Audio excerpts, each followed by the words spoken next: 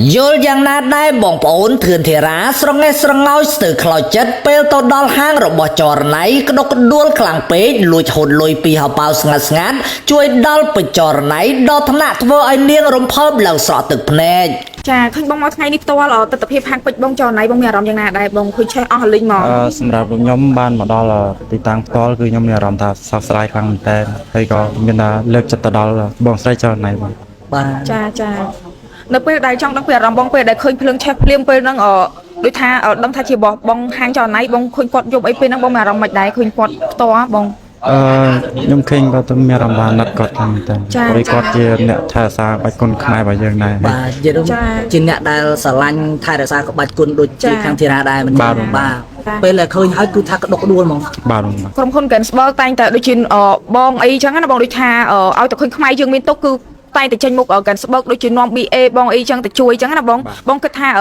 ស្មារតីខ្មែរតែមួយនេះបងសប្បាយចិត្តខ្លាំងអត់សម្រាប់ខ្ញុំគឺមានអារម្មណ៍ថាសប្បាយចិត្តបងព្រោះអីយើងឃើញខ្មែរចេះសាមគ្គីគ្នាចេះជួយគ្នាអីចឹងគឺខ្ញុំមានអារម្មណ៍ថាសប្បាយចិត្តបង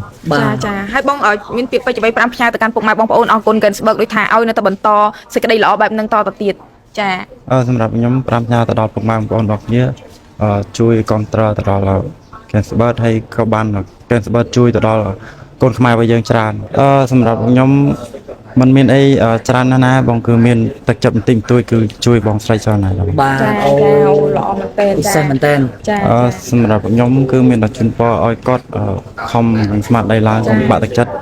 ដើម្បីឲ្យគាត់បង្ហាត់បាច់គុណខ្មែររបស់យើងទៅដល់ក្មេងៗចំនួនក្រោយទៀតបងយល់យ៉ាងណាដែរនៅពេលដែលក្នុងគ្រាដ៏សែនលំបាកនេះមានពុកម៉ែបងប្អូនជួយគ្រប់គ្រងទាំងកម្លាំងកាយកម្លាំងចិត្តក៏ដូចជាជួយលើកទឹកចិត្តអីចឹងសម្រាប់ខ្ញុំមានតែម្រាមដៃ10សាពះអរគុណហើយក៏កក់ក្ដៅមែនតើចាបើទោះបីថាកន្លងមកអ្វីដែលខ្ញុំធ្វើដើម្បីជាប្រយោជន៍ជាតិប្រយោជន៍វប្បធម៌យើងមិនដែលរំពឹងថានឹងចង់បានអីត្រឡប់មកវិញទេចាប៉ុន្តែអ្វីដែលខ្ញុំទទួលបាននៅពេលនេះគឺជាភាពជាក់ស្ដែងអំពីទឹកចិត្តបេះដូងរបស់កូនខ្មែរប្រជាពលរដ្ឋខ្មែរចាដែលគាត់បានលើកទឹកចិត្តនឹងបាទចឹងខ្ញុំអរគុណដល់បងខាងក្រុមហ៊ុន Gensburg ចាដែលឃើញសកម្មភាពល្អតែងតែលើកស្ទួយបង្ហាញទាំងគុណខ្មែរហើយបើសិនជាអាចខ្ញុំស្នើសុំឲ្យមានការប្រកួតបន្ថែមទាំងគុណបុក្កតោព្រោះថាចាធនធានខាងគុណបុក្កតោគឺមានល្អច្រើនណាស់គ្រាន់តែថាបើសិនជាយើងអាសាឲ្យមានការប្រកួតចាដូចបងរៀបចំកម្មវិធីដូចមានគុណខ្មែរដែរខ្ញុំជឿថាយើងកាន់តែមានធនធានកាន់តែល្អច្រើនចាអរគុណបាទខ្ញុំក៏មានថាការតបខ្លួនចាខ្មែរជួយខ្មែរពេលនេះអរគុណមែនតើបងប្រុសចាមិនត្រឹមតែក្នុងនោះគឺមានបងកីឡាករខ្មែរចាប្រចាំលំដាប់ប្រទេសខ្មែរយើងបងធីរាគាត់អញ្ជើញមកលើកទឹកចិត្តដោយផ្ទាល់អរគុណទឹកចិត្តបងខ្លាំងមែនតើចាអរគុណបាទ